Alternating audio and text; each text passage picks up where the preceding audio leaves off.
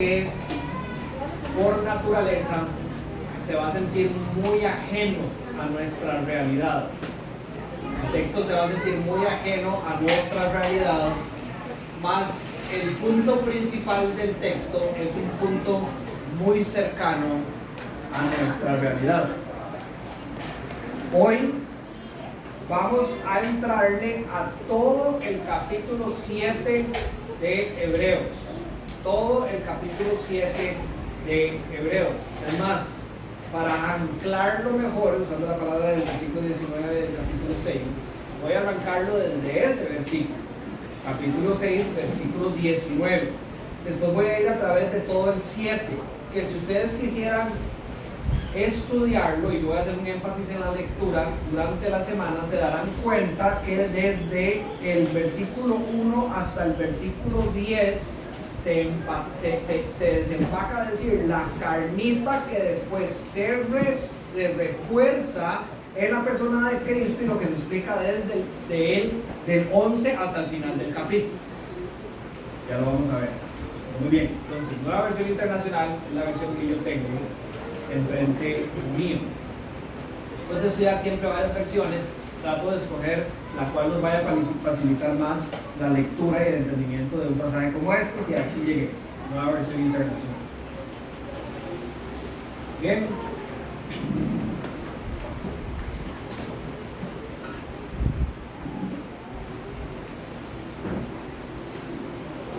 Dice el 6:19.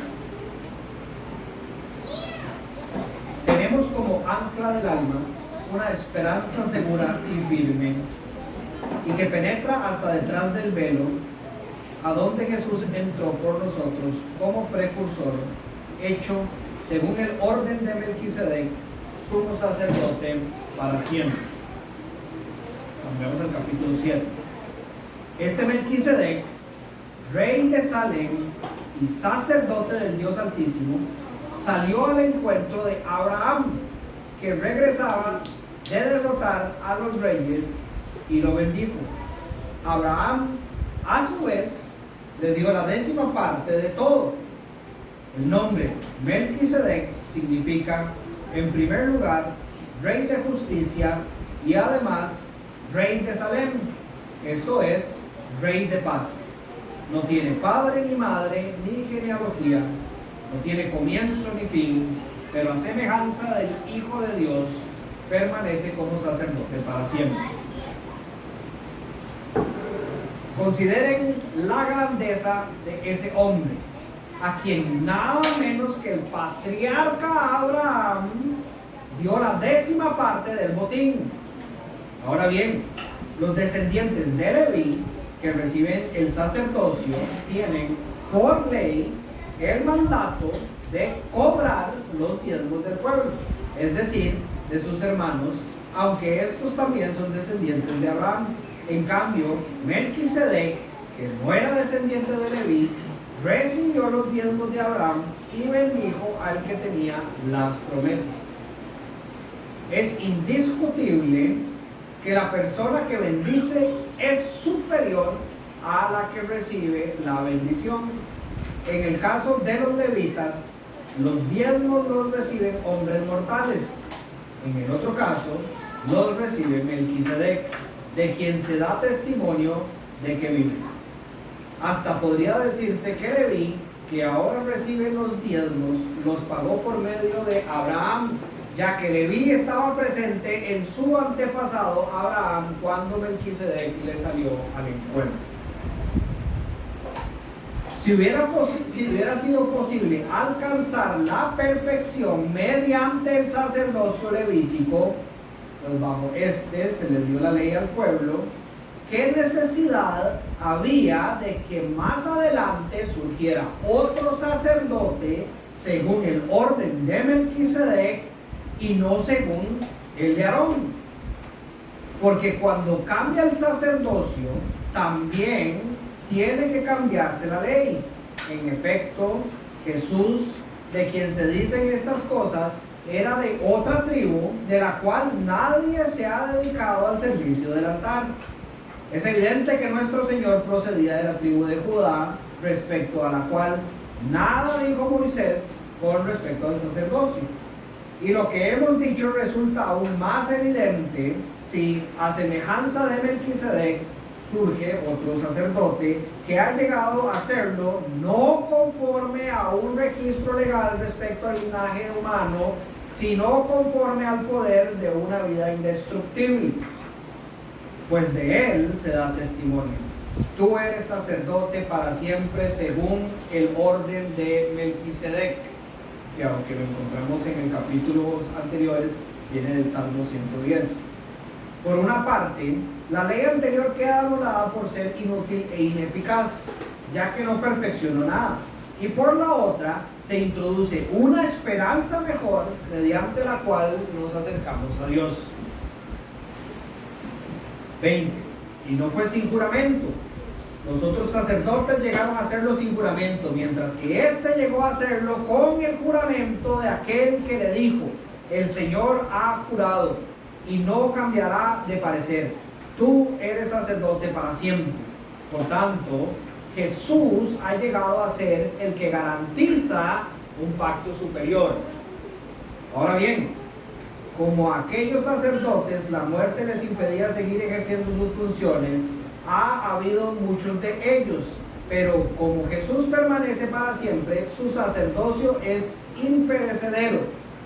Por eso también puede salvar por completo a los que por medio de él se acercan a Dios, ya que vive siempre para interceder por ellos. Nos convenía tener un sumo sacerdote así, santo, irreprochable, puro, apartado de los pecadores y exaltado sobre los cielos. A diferencia de los otros sumos sacerdotes, él no tiene que ofrecer sacrificios día tras día, primero para sus propios pecados y luego por los de su pueblo, porque él ofreció el sacrificio una vez y para siempre cuando se ofreció a sí mismo. De hecho, la ley designa como sumos sacerdotes a hombres débiles, pero el juramento posterior a la ley designa al Hijo, quien ha sido hecho perfecto para siempre. Muy bien.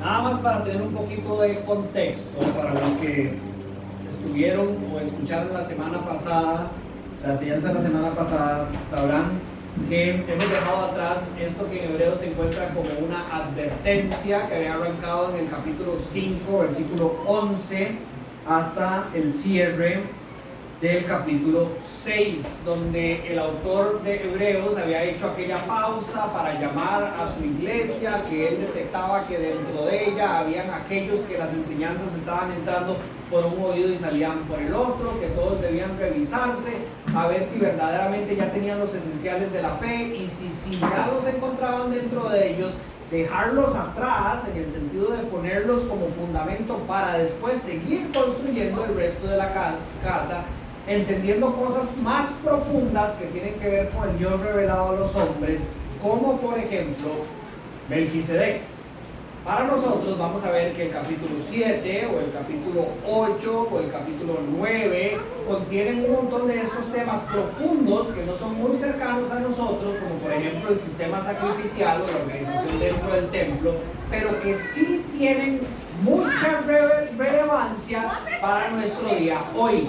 Si ustedes tuvieran que agarrar uno de todos los versículos leídos en el capítulo 7 y de ahí entender la relevancia que tiene todo el capítulo 7 con nosotros el día de hoy, sería el versículo 25, porque es en la persona de Jesús que nosotros somos salvos completamente. Por medio de él nos acercamos a Dios. Aquel que vive para siempre intercede para siempre por nosotros, y de ahí nuestra seguridad como creyentes. Recordemos el propósito principal de la carta a los hebreos. El autor busca que nosotros entendamos que Jesús es mayor y mejor que todo y que todas las cosas. La carta se llama Hebreos porque está dirigida a un grupo de judíos cristianos que que fueron tan comprometidos con las enseñanzas del Antiguo Testamento que les está costando dejar estas enseñanzas de lado y confiar plenamente en Jesucristo como Salvador, Señor, y como el descanso que Dios provee para su pueblo. De aquí que de nuevo, a través de la explicación de la relación entre el sacerdocio levítico, Melquisedec y Cristo, los hebreos crezcan en el entendimiento de la superioridad de Cristo con respecto a algo que ellos atesoraban y respetaban tremendamente, para poder dejarlo atrás y descansar en la segunda persona de la Trinidad completamente. Claramente el énfasis tiene que ver con sacerdocio en el texto de hoy. Ahora, el sacerdocio, principalmente el levítico, es algo que para nosotros es muy difícil de entender de la manera en que lo entendía la audiencia original de esta carta. Para ellos era algo tremendamente importante lo que Dios había hecho a través de la tribu de Leví y toda la ley ceremonial entregada al pueblo por medio de ellos. Nosotros mi intención hoy es que nosotros tratemos de entender esto que estos hebreos entendían, para que de esa manera nosotros podamos exaltar a Jesucristo como el autor quería. De nuevo, sin nosotros entender de qué se trata el sacerdocio levítico, probablemente no podríamos dimensionar la manera en que Cristo está siendo exaltado en el capítulo 7 de Hebreos. Simplemente podríamos seguir con una fe como de que, claro, Jesucristo es nuestro Señor y Salvador, pero no tener ese ejercicio delicioso que es llevar a Cristo verdaderamente en nuestro entendimiento, corazón y vida al lugar en el que Él es mayor y mejor que todo y que todas las cosas. Y que conforme usted pueda hacer eso conmigo hoy a través de este texto, usted puede aplicarlo a las cosas de su día a día con más facilidad. ¿Qué tiene que ver todo este tema del sacerdocio conmigo? ¿Cómo podemos relacionarlo con mi vida hoy? Voy a tratar de desarrollar 3 puntos. El número 1 sería: el sacerdocio judío anuncia la magnitud del problema que tiene Dios con los hombres pecadores. Y esto claramente que me incluye a mí. Me incluye a mí de 2 maneras. Número 1, si usted es una persona que no ha entendido el problema que usted tiene con Dios por estar separado de Cristo Jesús, esto lo va a ayudar a entender para que usted se arrepienta y le entregue su vida a Jesús. La segunda posición en la cual usted se podría encontrar es una posición donde usted podría entender mucho más a profundidad la magnitud de este problema y la urgencia de llevar el Evangelio a aquellos que no conocen a Dios por medio de Cristo. El punto número 2 sería: Melquisedec evidencia la insuficiencia del sacerdocio humano y apunta a la suficiencia de un sacerdocio de orden divino. Y nos llevaría a cerrar con el punto 3, que dice: Cristo es ese sumo sacerdote de orden divino anunciado, que realiza el sacrificio perfecto necesario una vez y para siempre. Bien, vamos con el número 1, y ahí es donde voy a hacer unos dibujitos en la pizarra para que ustedes me entiendan un poquito hoy. Hoy la clase va a ser tal vez un poquito más magistral. Va a haber prédica, pero clase magistral tal vez también. Espero que esto funcione. Huele bastante fuerte, por cierto. El sacerdocio judío anunciaba la magnitud del problema que tiene Dios con los hombres pecadores. Nosotros tenemos que entender de dónde viene el sacerdocio judío. El pueblo de Dios inicia a través de alguien, Dios haciendo algo a través de una persona que es definido después por los israelitas como el patriarca de más alto rango del pueblo. ¿Quién creen que es? ¿Lo escucho? Okay.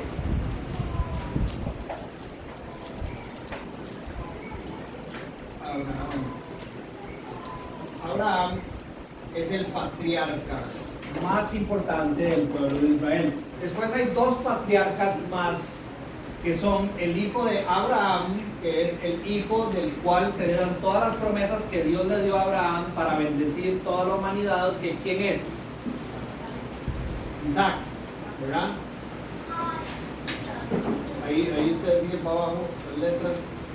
Y después de Isaac hay un hijo de Isaac, por el cual también dice que Dios escogió a él, aunque era el menor, para ser bendecido y heredar las promesas que le dio al padre o el patriarca Abraham, que es Jacob. Ahora, Jacob, Dios le cambia el nombre. ¿Cuál es el nombre que recibe Jacob de parte de Dios? Israel. Israel tuvo ¿cuántos hijos? ¿Cuántos? 12. Ahora, espero que puedan ver, aquí no voy a escribir todos los nombres, pero los nombres de los hijos de Israel son Rubén. Si alguien se lo sabe de memoria, lo invito a almorzar. Vale. ¿Quién? Willy. Rubén, Simón, Leví, Judá, Dan, Neftalí, Gad, Aser, Isaacar, Zabulón, José y Benjamín. Ahora, cuando los descendientes de Israel entran a la tierra prometida, se les explica que la tierra se iba a dividir en 12 territorios. Sí, van a haber 12 tribus, que son las que conocemos nosotros. Hay 10 tribus en lo que se conoce como el reino del norte y 2 tribus en el reino del sur. Todas las tribus tienen un territorio, 12 tribus, 12 hijos, 12 tribus, pero resulta que Leví, después de un evento donde en el desierto Aarón hace algo que ofende a Dios, lleva al pueblo a adorar ídolos, hay descendientes de la tribu de Leví, que todavía no han heredado las tierras, entonces estoy haciendo una parte, que se molestan demasiado por lo que hizo Aarón, que era el padre de ellos, y reaccionan con celo hacia la ley de Dios. Por ese evento, que si no me equivoco está registrado en Hechos 32, es que Dios señala a la tribu de Leví como una tribu de donde iban a venir todos aquellos que iban a servir específicamente a Dios. Cuando usted estudia la descripción de todas las tribus de Israel, todas las tribus de Israel tienen tareas de alguna manera designadas. Por ejemplo, la tribu de Judá es la tribu donde vendrían los reyes principalmente.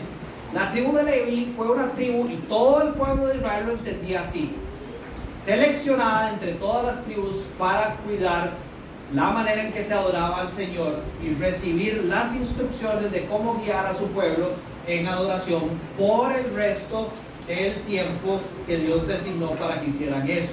Una de las características de la tribu de Leví es que la tribu de Leví no iba a recibir territorio, iba a ser una tribu que iba a ser mantenida por las demás tribus. Por eso encontramos en el texto de hoy que ellos tenían la obligación por ley de poder exigir los diezmos de las demás personas, aunque todos eran iguales, hijos de Abraham. Pero la ley les había dado ese beneficio. Ellos no heredarían territorio. Y otro que no entra a la tierra prometida porque muere en Egipto, por tanto no hereda territorio, ¿quién es? José.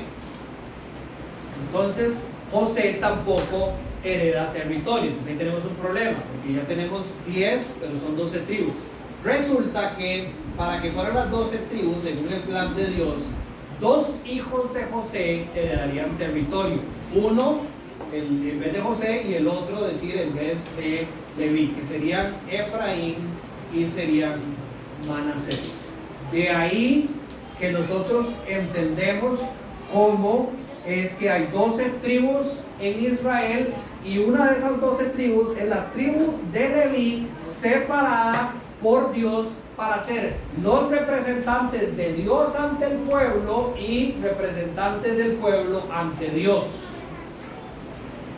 Aarón, Moisés eran descendientes de la tribu de Leví. Aarón se considera ser el primer sacerdote de esta tribu, y de ahí todos los descendientes de Aarón y todos los que eran parte de las familias que eran descendientes de Leví iban a asumir roles sacerdotales. De estos roles sacerdotales existía el rol del sumo sacerdote, o los sacerdotes que eran encargados de servir de manera especial en el templo. El sumo sacerdote, después, dentro de todos los sacerdotes descendientes de Aarón, específicamente de su familia, digamos,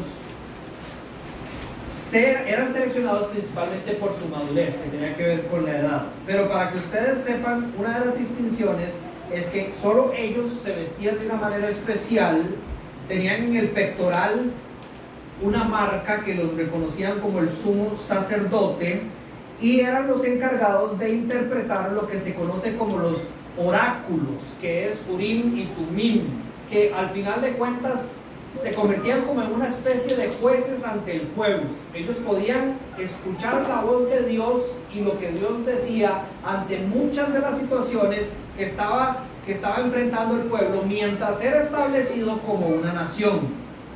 Ellos también eran los únicos que podían presentar la ofrenda para la expiación de los pecados a Yahweh, rociando la sangre de las cabras del sacrificio sobre el propiciatorio. Solo ellos podían hacer esas funciones.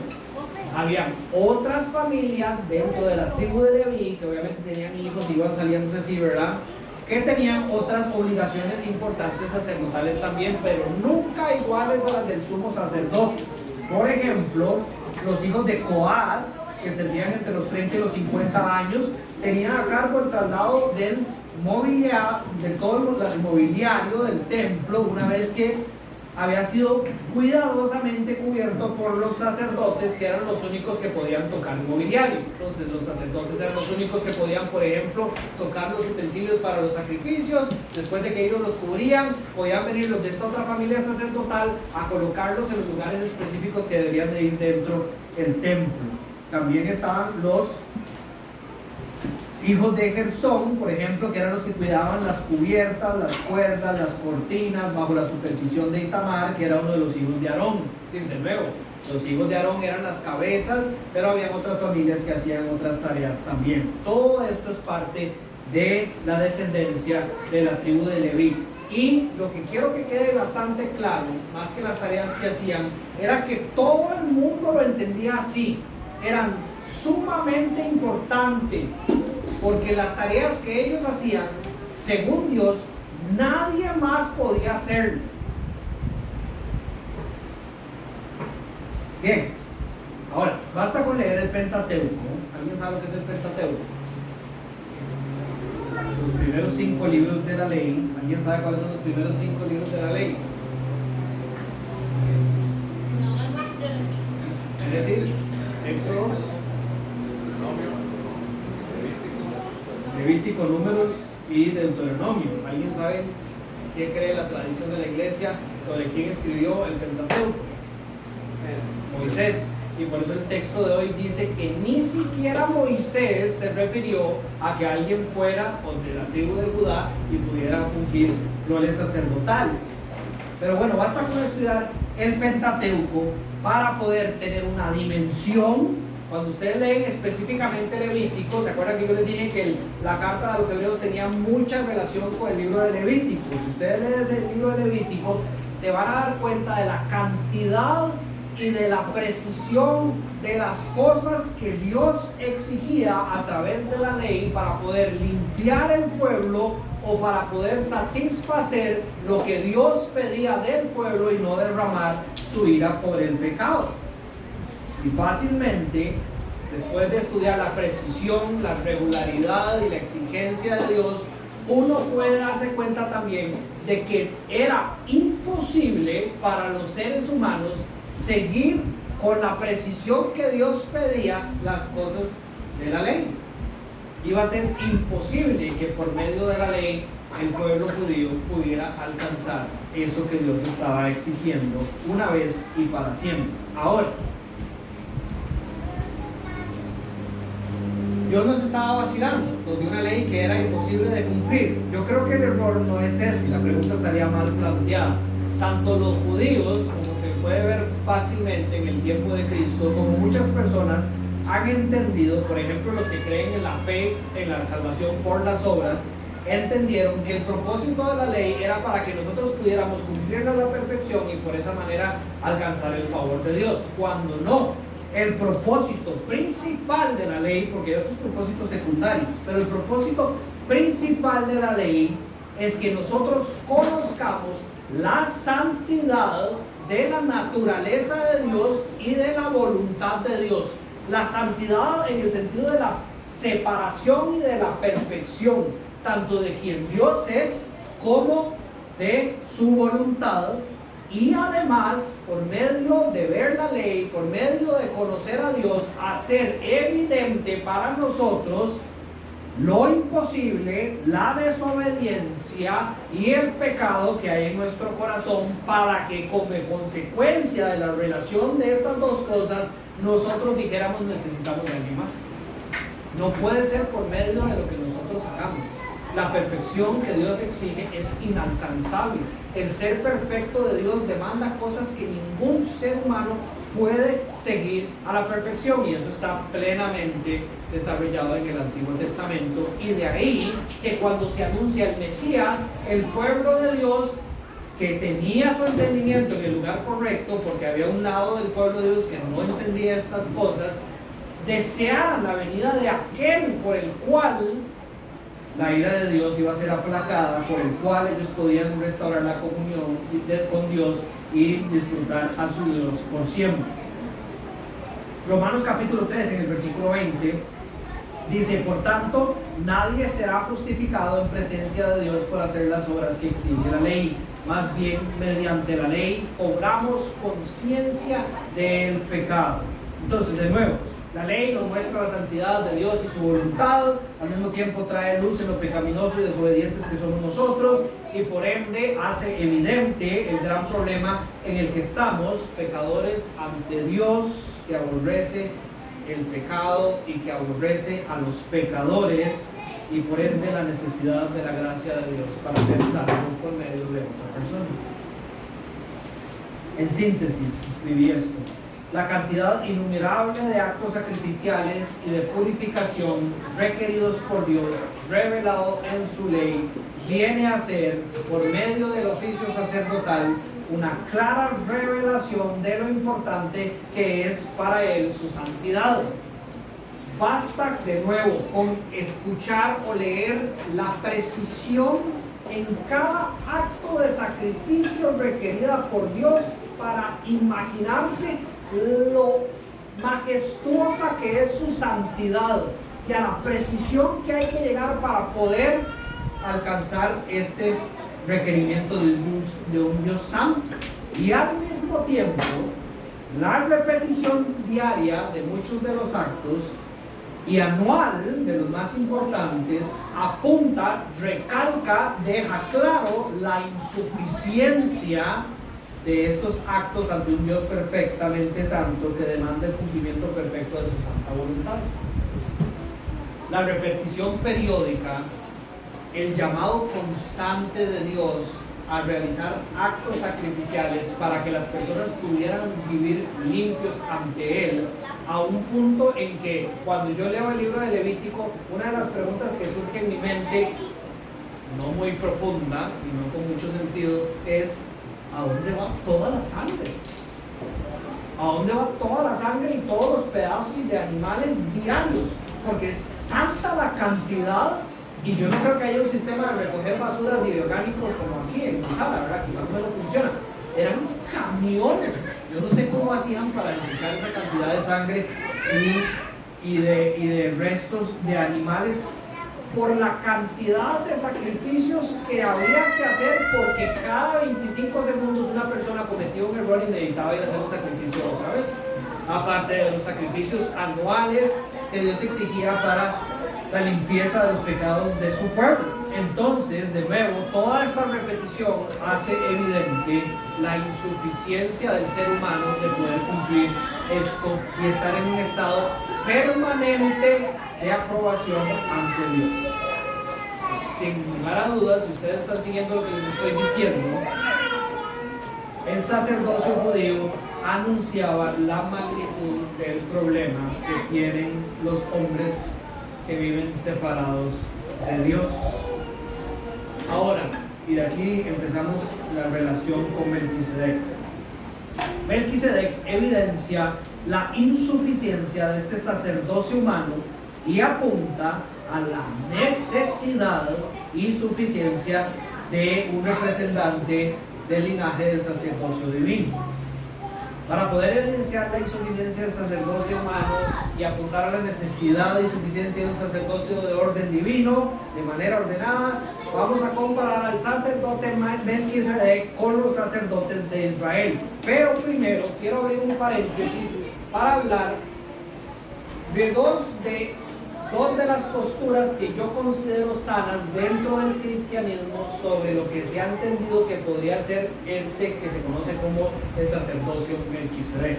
Y digo sanas porque andan otras ahí medias disparatescas que yo no comparto, pero cualquiera de estas dos yo diría, está bien, no está mal. Usted podría creer, número uno, que Melquisedec, el sacerdote Melquisedec, es una manifestación preencarnada de Jesucristo. Una manifestación preencarnada de Jesucristo. Ahora, el problema que tengo yo con esta interpretación es que de Melquisedec solo se habla en el capítulo 14 de Génesis, cuando él sale al encuentro de Abraham, que viene de derrotar a los reyes. En el Salmo 110, donde se habla de él como, le voy a entrar a ese punto, como una comparación, un tipo más bien, alguien que apunta al Mesías. Y en el libro de Hebreos, específicamente en el capítulo 7, lo que estamos leyendo hoy. Entonces, no hay suficiente información como para que nosotros podamos creer con seguridad de que es una teofanía o una cristofanía, ese es el término para apariciones de Dios en el Antiguo Testamento, y que en el caso de que si fuera una encarnación, solo la segunda persona de la Trinidad se puede encarnar por algo, una cristofanía sería una preencarnación de Cristo en el Antiguo Testamento. Para mí no hay suficiente información. Para mí, Melquisedec, en síntesis, es un personaje muy especial en la Biblia con un propósito especial de tipificar a aquel que había que venir. Esa es la segunda postura, que Melquisedec es un tipo de Cristo. Ese es el término que se usa, tipo. Una tipología describe algo que es un tipo de algo de alguien que ha de venir.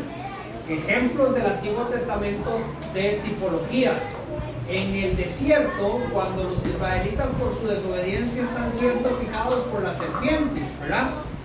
Levanta Moisés una serpiente en un palo y les dice que todos los que pongan su mirada en esa serpiente no van a sufrir de las heridas de las demás serpientes con la muerte. Esto se utiliza a lo largo de la Biblia como para reforzar y entender que esto que estaba sucediendo por medio de la serpiente levantada estaba apuntando a aquel que sería levantado para que, aunque seamos heridos en el calcañal, no muramos por poner nuestros ojos en el que le aplastó la cabeza a la serpiente. Otro ejemplo podrían ser los corderos que se sacrifican en el Antiguo Testamento. Todos son un tipo de Cristo, apuntan a ese cordero inmolado que sería sacrificado en la persona de Jesús. Eso significa que es un tipo. No se vale inventar tipos, ¿verdad? No se vale como leer el Antiguo Testamento y decir, esto me parece como que podría ser como que se parece. Si el Nuevo Testamento no confirma una relación directa, yo no diría que es un tipo. En este caso, me parece que sí hay una confirmación. Creo yo que no es Jesús encarnado, porque en el capítulo 5 ya habíamos leído que todos los sacerdotes provenían de hombres, si no me equivoco, en el versículo 1. por ende tenía un origen humano este tal Melquisedec. Además, como les dije, el Salmo 110 hace una relación entre Melquisedec y el Mesías. Están siendo comparados. Y de nuevo, en el texto de hoy, dice que este Melquisedec es semejante, asemeja, o en inglés diría tiene una similitud a el Hijo de Dios, no que es un tipo, por ende, no que es el Hijo de Dios preencarnado, por ende sería un tipo. Aquí cierro la nota, de nuevo. Vamos a hacer esta comparación para evidenciar la insuficiencia del sacerdocio humano y exaltar esta de donde viene Cristo. La comparación empieza con esta, número 1, por ejemplo, los sacerdotes judíos eran consecuencia de una genealogía y Melquisedec fue escogido por Dios de manera particular. Lo vemos en el texto de hoy y lo conocemos por el resto de la Biblia, que los sacerdotes levíticos eran sacerdotes desde el día que nacían, simplemente porque pertenecían a la tribu de Leví. De hecho, si usted estudia el Antiguo Testamento, se va a dar cuenta que muchos de ellos ni siquiera reunían cualidades que otros hombres de Dios dijeran: todos ustedes pueden servir en el altar. Más bien encontramos muchos casos descendientes de la tribu de Leví que carecían de esa formación y cometían muchos errores a la hora de servir, pero quedaban como sacerdotes simplemente por provenir de ese linaje, como leímos en el texto de hoy. En cambio, de Melquisedec se dice algo diferente. El autor lo menciona así: no tiene ni padre, ni madre, ni genealogía, porque lo que quiere enfatizar es que su sacerdocio viene de la escogencia del Dios Altísimo. Es decir, Dios tenía un propósito por el cual escogió a este hombre fuera de esa tribu, sin importar ninguno de sus credenciales, como por ejemplo el credencial sanguíneo, para construir un orden sacerdotal por el cual él iba a cumplir un propósito especial que el sacerdocio levítico no podía cumplir. Dios lo escogió. Él enfatiza la selección de Melquisedec puntualmente con un propósito especial, a diferencia de los demás, que era simplemente una consecuencia de su nacimiento.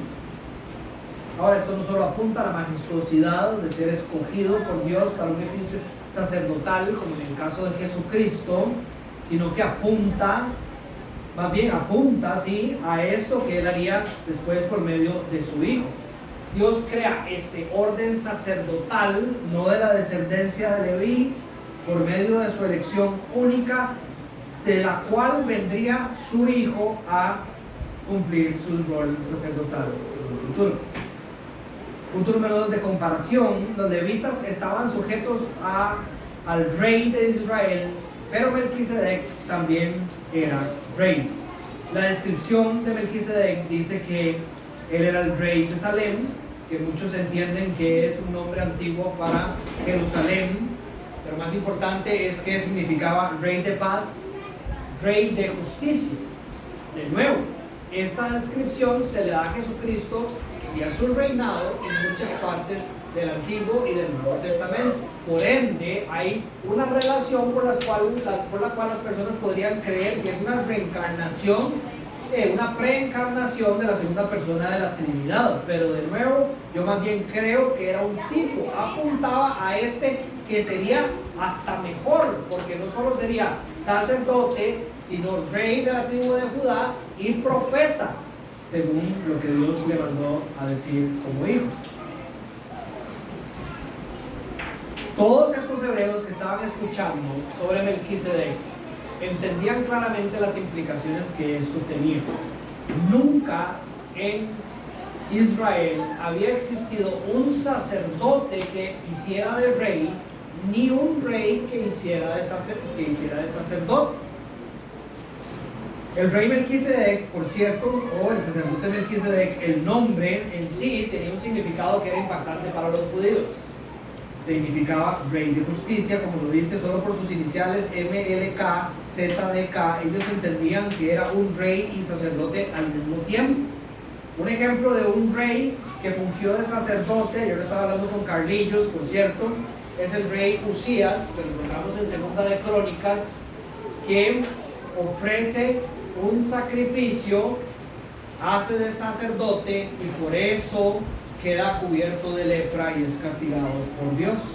También Saúl se adelanta en un momento de su vida a ofrecer unas ofrendas a Dios siendo rey, ungiendo de sacerdote, y gracias a eso el sacerdote de ese momento le dice: serás castigado por Dios y perderás tu trono. Entonces, definitivamente, que Melquisedec fuera rey lo pone en un lugar en su orden sacerdotal superior al orden de Leví. Otro, el número 3, los oficios de los sacerdotes judíos no eran permanentes. En cambio, el de Melquisedec dice ser un orden que permanece para siempre. Los sacerdotes judíos podían, principalmente los sumos sacerdotes, ejercer su rol de los 25 años a los 50 años. Después de los 50 años, los únicos que quedaban con un orden sacerdotal superior ad honorem, que dirían, eran los sumos sacerdotes de los sumos sacerdotes. Por ejemplo, cuando usted lee en el Evangelio de San Juan sobre la noche antes de la crucifixión de Cristo, usted se da cuenta que Jesús se reúne con dos sumos sacerdotes.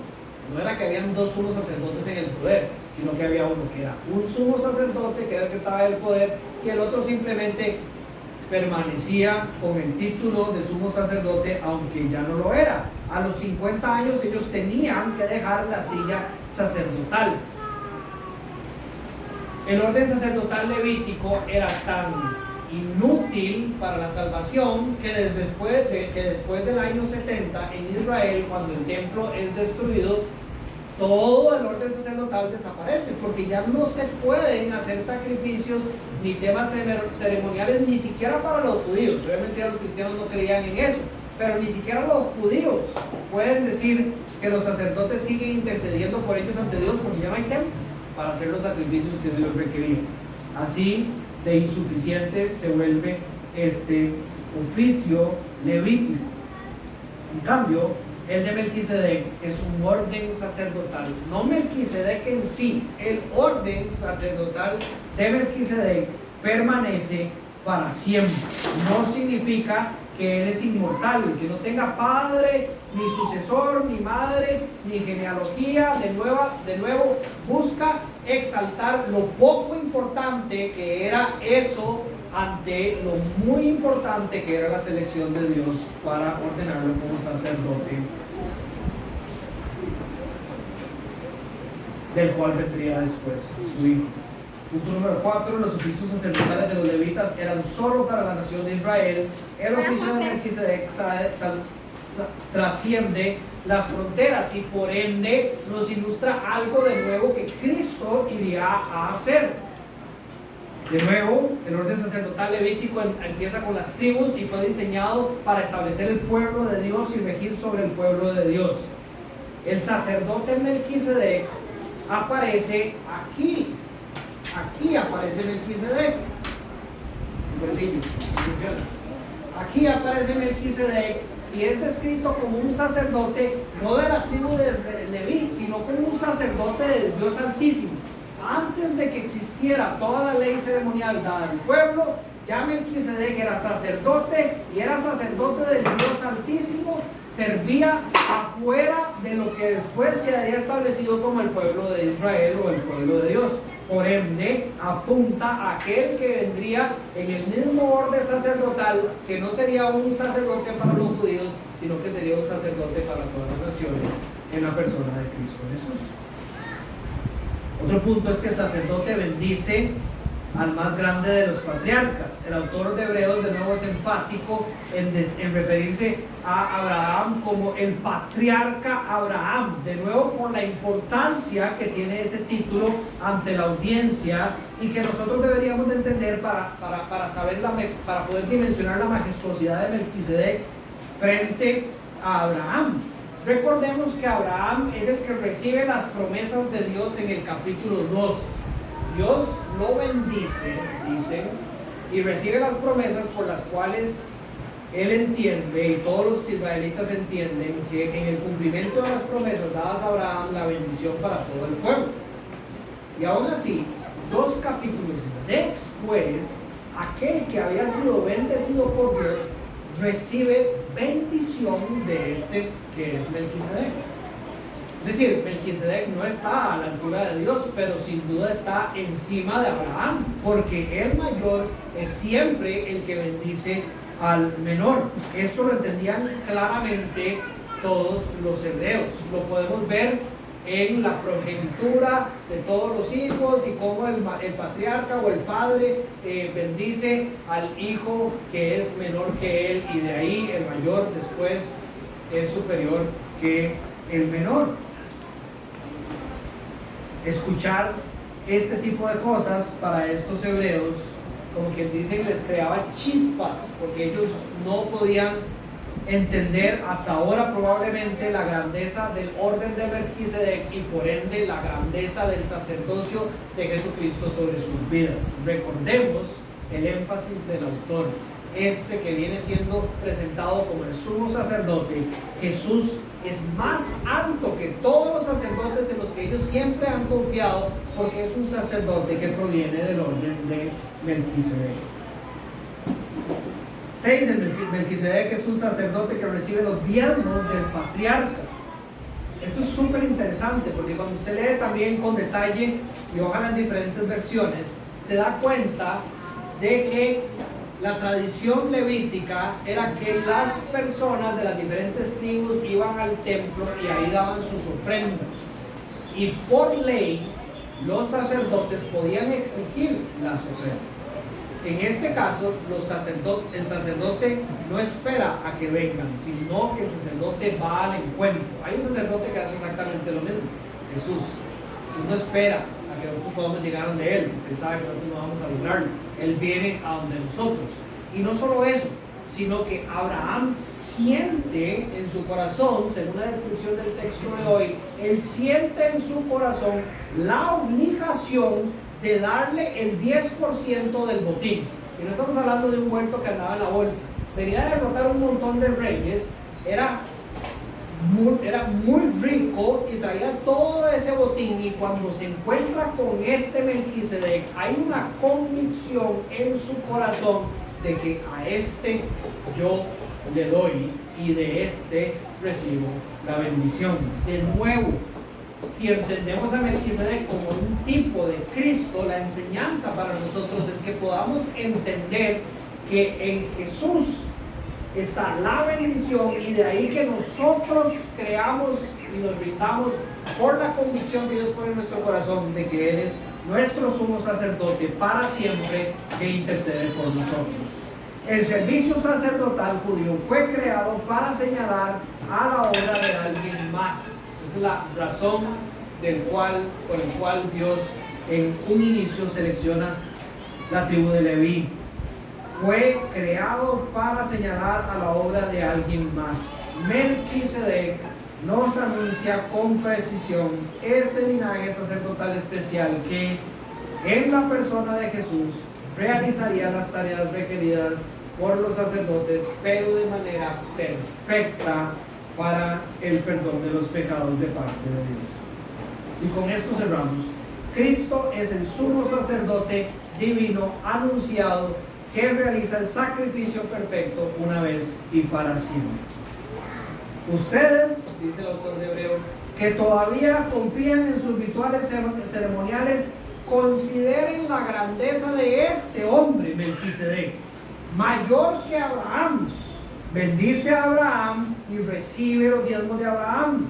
Por ende, por este orden, mayor también que todos los levitas que ustedes consideran como los más altos en los órdenes sacerdotales. El que recibe por ser mayor, bendice por ser mejor. Y el que establece el orden sacerdotal necesario, ya que el orden levítico nunca podría alcanzar lo que Dios demanda, es Dios. Y de ahí su Hijo, y con su Hijo la perfección requerida para restaurar la comunión con Dios. De este sumo sacerdote, Cristo Jesús, según el orden de Melquisedec, se dice: proveniente de la tribu de Judá, por ende rey, descendiente del orden sacerdotal superior a todos de Melquisedec, y profeta, porque vino y actuó y dijo todo lo que su Padre Celestial lo mandó a decir y hacer. Versículo 16: ha llegado a hacerlo no conforme a un requisito legal respecto a un linaje humano, sino conforme al poder de una vida indestructible. Jesucristo es nuestro sumo sacerdote, no porque a Él le tocaba, no porque nadie más se atrevió, sino fue porque fue escogido por Dios desde la eternidad para conformar esta tarea. Es un sacerdote para siempre. Hebreos 5:7. En los días de su vida mortal, Jesús ofreció dentro de su rol sacerdotal oraciones y súplicas con fuerte clamor y lágrimas al que podría salvarlo de la muerte, y fue escuchado por su reverente sumisión.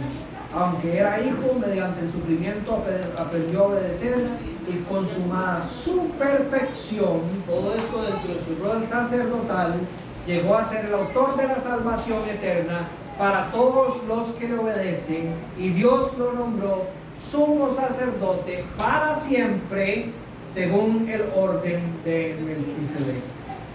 Versículo 18 de hoy: por una parte, la ley anterior queda anulada por ser inútil e ineficaz. Que ya no le tengamos que poner atención a la ley, no, eso no es lo que está diciendo el autor.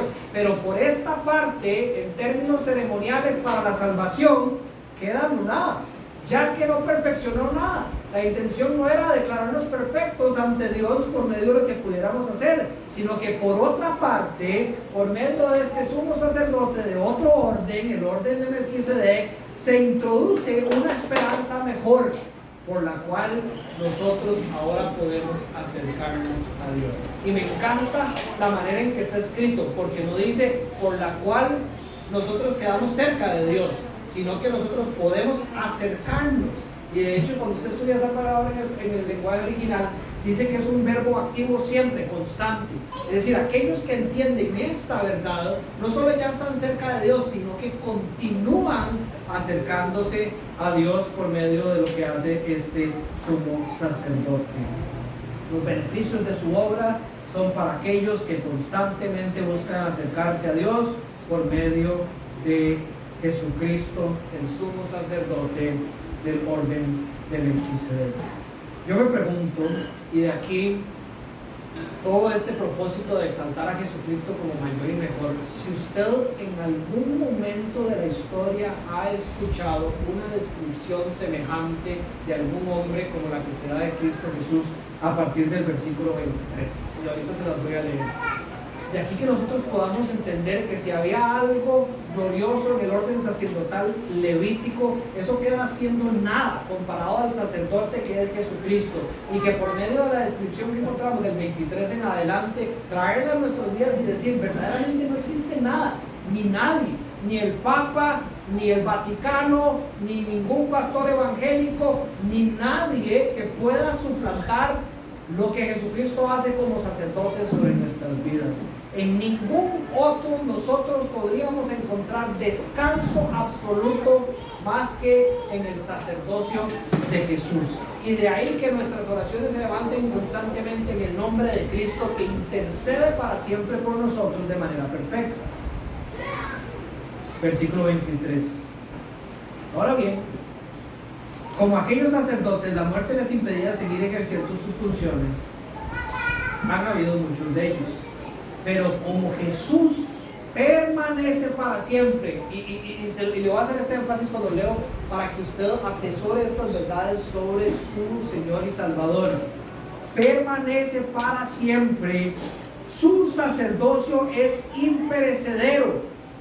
Por eso también puede salvar por completo, no a medias, No hay que después ir a pagar para salir de un purgatorio, ni hay que ir a prender velitas y hacer otros actos ceremoniales para encontrar más favor de Dios porque la obra de Cristo estuvo incompleta. No, salvar por completo a los que por medio de Él se acercan a Dios, ya que este sacerdote vive, intercede por nosotros para siempre.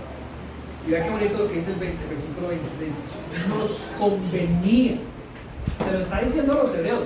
Nos convenía. Es decir, si ustedes no entendían y entendieron mal y creyeron que todo estaba bien con el sacerdocio levítico, estaban mal.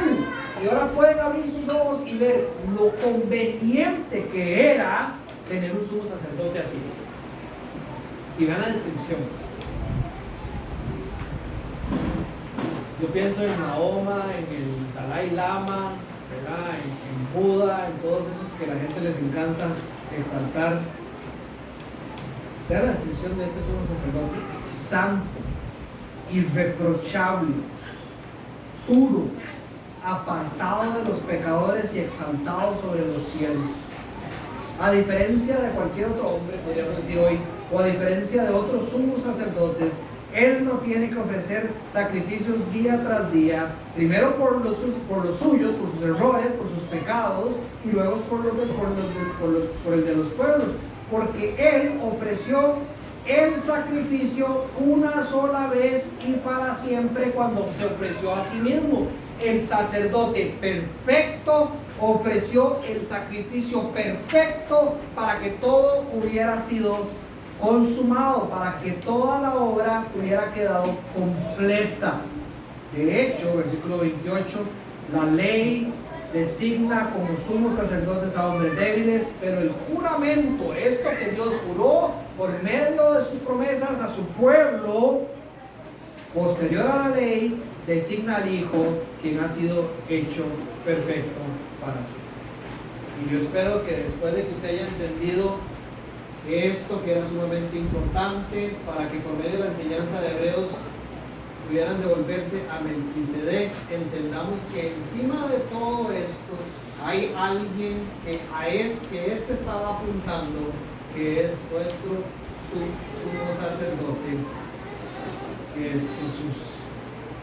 De eso se trata, chicos. De eso se trata, y en Él podemos descansar plenamente. En la obra sacerdotal, sacrificial, perfecta y completa de nuestro sumo sacerdote que permanece para siempre, Jesucristo. Bien, ¿alguna pregunta? Vamos a apagar el video para que no sea más largo. ¿Alguien tiene alguna pregunta?